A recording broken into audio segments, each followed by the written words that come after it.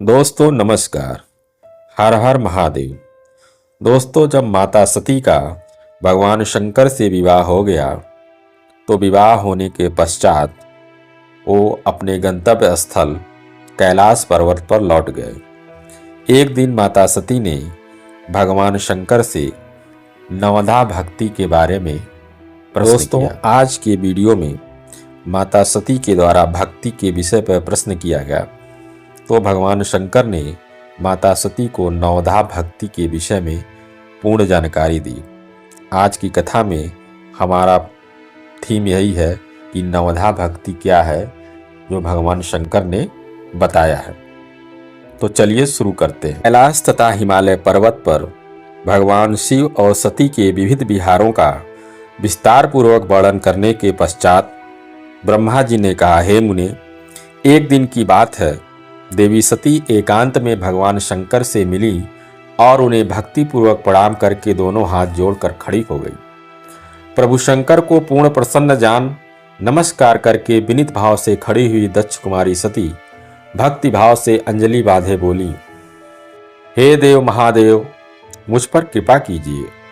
आप परम पुरुष हैं, सबके स्वामी हैं, रजोगुण, सत्वगुण और तमोगुण से परे हैं, निर्गुण भी हैं, सगुण भी हैं, सबके साक्षी निर्विकार और महाप्रभु, सबके साक्षी निर्विकार और महाप्रभु हैं। हे नाथ, मैंने बहुत वर्षों तक आपके साथ विहार किया है, इससे मैं बहुत संतुष्ट हुई हूं और अब मेरा मन उधर से हट गया है।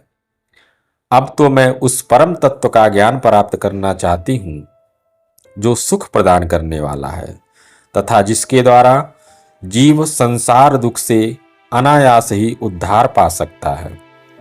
हे नाथ, जिस कर्म का अनुष्ठान करके विषयी जीव भी परम पद को प्राप्त कर ले और संसार बंधन में न बंधे, उसे आप बताइए, मुझ पर कृपा करिए।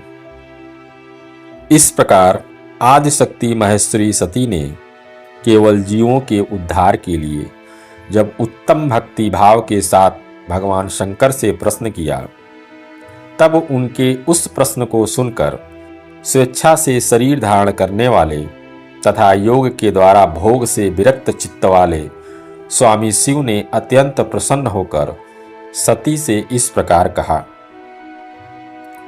हे देवी सुनो, मैं उसी परम तत्व का वर्णन करता हूं जिससे वासनाबद्ध जीव तत्काल मुक्त हो सकता है।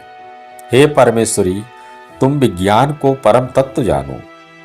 विज्ञान वह है जिसके उदय होने पर मैं ब्रह्म हूं ऐसा दृढ़ निश्चय हो जाता है। ब्रह्म के सिवा तुम्हारी किसी वस्तु का स्मरण नहीं रहता तथा उस विज्ञानी पुरुष की बुद्धि सर्वथा शुद्ध हो जाती है। हे प्रिय, वह विज्ञान दुर्लभ है, इस त्रिलोक में उसका ज्ञाता कोई बिरला ही होता है। वह जो और जैसा भी है सदा मेरा स्वरूप ही है। उस विज्ञान की माता है मेरी भक्ति, जो भोग और मोक्ष रूप फल प्रदान करने वाली है। वह मेरी कृपा से सुलभ होती है। भक्ति 9 प्रकार की बताई गई है। हे सती, भक्ति और ज्ञान में कोई भेद नहीं है। भक्त और ज्ञानी दोनों को ही सदा सुख प्राप्त होता है। जो भक्ति का विरोधी है उसे ज्ञान की प्राप्ति नहीं हो सकती। हे देवी, मैं सदा भक्त के अधीन रहता हूँ और भक्ति के प्रभाव से जातहीन नीच मनुष्यों के घरों में भी चला जाता हूँ, इसमें कोई संशय नहीं है। हे सती, वह भक्ति 2 प्रकार की है, सगुण और निर्गुण, जो वैधि यानी शास्त्र विधि से प्रेरित हो और स्वभाव की यानी हृदय के सहज अनुराग से जो प्रेरित हो, वह श्रेष्ठ है। तथा इससे भिन्न जो कामना मूलक भक्ति होती है वह निम्न कोटि की मानी गई है। पूर्वोक्त सगुणा और निर्गुणा ये दोनों प्रकार की भक्तियां नैष्ठिकी और अनैष्ठिकी के भेद से 2 भेद वाली हो जाती है। नैष्ठिकी भक्ति 6 प्रकार की जाननी चाहिए और अनैष्ठिकी एक ही प्रकार की कही गई है। विद्वान पुरुष विहिता और अविहिता आदि भेद से उसे अनेक प्रकार की मानते हैं। इन द्विविध भक्तियों के बहुत से भेद प्रभेद होने के कारण इनके तत्व का अन्यत्र वर्णन किया गया है। मुनियों ने सगुणा और निर्गुणा दोनों भक्तियों के 9 अंग बताए हैं। मैं उन 9 अंगों का वर्णन करता हूं, तुम उसे ध्यान से सुनो। पहला है श्रवण, कीर्तन, स्मरण, सेवन, दास्य, अर्चन, सदा मेरा बंधन, सख्य और आत्मसमर्पण। ये विद्वानों ने भक्ति के 9 अंग माने हैं। देवी, अब तुम मन लगाकर मेरी भक्ति के पूर्वक 9 अंगों के पृथक पृथक लक्षण सुनो। वे लक्षण भोग तथा मोक्ष प्रदान करने वाले, जो स्थिर आसन से बैठकर तन मन आदि से मेरी कथा कीर्तन आदि का नित्य सम्मान करता हुआ प्रसन्नता पूर्वक अपने श्रवणपुटों से उसके अमृतोपम रस का पान करता है, उसके इस साधन को हम श्रवण भक्ति कहते हैं। जो हृदयाकाश के द्वारा मेरे दिव्य जन्म कर्मों का चिंतन करता हुआ प्रेम से वाणी द्वारा उसका उच्चारण करता है, उसके इस भजन साधन को कीर्तन कहते हैं। हे देवी, मुझ नित्य महेश्वर को सदा और सर्वत्र व्यापक जानकर जो संसार में निरंतर निर्भय रहता है, उसी को स्मरण कहा गया है। अरुणोदय से लेकर हर समय शैव्य की अनुकूलता का ध्यान रखते हुए हृदय और इंद्रियों से जो निरंतर सेवा की जाती है, वही सेवन नामक भक्ति है। अपने को प्रभु का किंकर समझकर हृदयामृत के भोग से स्वामी का सदा प्रिय संपादन करना दास्य कहा गया है। अपने धन वैभव के अनुसार शास्त्रीय विधि से मुझ परमात्मा को सदा पाद आदि 16 उपचारों का जो समर्पण करना है, उसे अर्चन कहते हैं। मन से ध्यान और वाणी से वंदनात्मक मंत्रों के उच्चारण पूर्वक 8 अंगों से भूतल का स्पर्श करते हुए जो इष्ट देव को नमस्कार किया जाता है, उसे वंदन कहते हैं।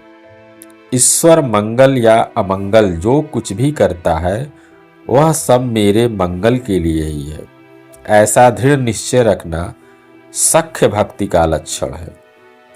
देह आदि जो कुछ भी अपनी कही जाने वाली वस्तु है, वह सब भगवान की प्रसन्नता के लिए उन्हीं को समर्पित करके अपने निर्वाह के लिए भी कुछ बचाकर न रखना अथवा निर्वाह की चिंता से भी रहित हो जाना आत्मसमर्पण कहलाता है।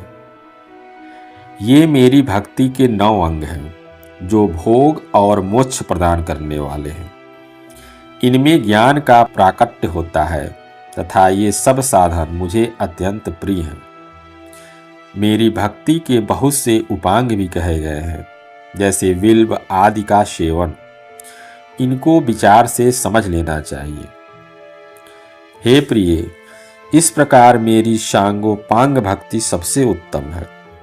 यह ज्ञान वैराग्य की जननी है और मुक्ति इसकी दासी है। यह सदा सब साधनों से ऊपर विराजमान है। इसके द्वारा संपूर्ण कर्मों के फल की प्राप्ति होती है। यह भक्ति मुझे सदा तुम्हारे समान ही प्रिय है। कि चित्त में नित्य निरंतर यह भक्ति निवास करती है, वह साधक मुझे अत्यंत प्यारा है। तीनों लोकों और चारों युगों में भक्ति के समान दूसरा कोई सुखदायक मार्ग नहीं है। कलयुग में तो यह विशेष सुखद और सुविधाजनक है। हे देवी, कलयुग में प्रायः ज्ञान और वैराग्य के कोई ग्राहक नहीं है। इसलिए वे दोनों वृद्ध, उत्साह शून्य और जर्जर हो गए हैं। परंतु भक्ति कलयुग में तथा अन्य सब युगों में भी प्रत्यक्ष फल देने वाली है। भक्ति के प्रभाव से मैं सदा उनके वश में रहता हूँ, इसमें कोई संशय नहीं है। संसार में जो भक्तिमान पुरुष हैं, उनकी मैं सदा सहायता करता हूँ। उसके सारे विघ्नों को दूर हटाता हूँ। उस भक्त का जो शत्रु होता है वह मेरे लिए दंडनीय है। हे देवी, मैं अपने भक्तों का रक्षक हूँ। भक्त की रक्षा के लिए ही मैंने कुपित हो अपने नेत्र जनित अग्नि से काल को भी दग्ध कर डाला था। भक्त के लिए मैं पूर्व काल में सूर्य पर भी अत्यंत क्रुद्ध हो उठा था और शूल लेकर मैंने उन्हें मार भगाया था। हे देवी, भक्त के लिए मैंने सैन्य सहित रावण को भी क्रोधपूर्वक त्याग दिया और उसके प्रति कोई पक्षपात नहीं किया। बहुत कहने से क्या लाभ, मैं सदा ही भक्त के अधीन रहता हूँ और भक्ति करने वाले पुरुष के अत्यंत वश में हो जाता हूँ। ब्रह्मा जी कहते, हे नारद, इस प्रकार भक्त का महत्व सुनकर दक्ष कन्या सती को बड़ा हर्ष हुआ। उन्होंने अत्यंत प्रसन्नता पूर्वक भगवान शिव को मन ही मन प्रणाम किया। सती देवी ने पुनः भक्ति कांड विषयक शास्त्र के विषय में भक्ति पूर्वक पूछा। उन्होंने जिज्ञासा की कि जो लोक में सुखदायक तथा जीवों के उद्धार के साधनों का प्रतिपादक है वह शास्त्र कौन सा है। उन्होंने यंत्र मंत्र शास्त्र, उसके महात्म्य तथा अन्य जीवोद्धारक धर्ममय साधनों के विषय में विशेष रूप से जानने की इच्छा प्रकट की। सती के इस प्रश्न को सुनकर शंकर जी के मन में बड़ी प्रसन्नता हुई। उन्होंने जीवों के उद्धार के लिए सब शास्त्रों का प्रेम पूर्वक वर्णन किया।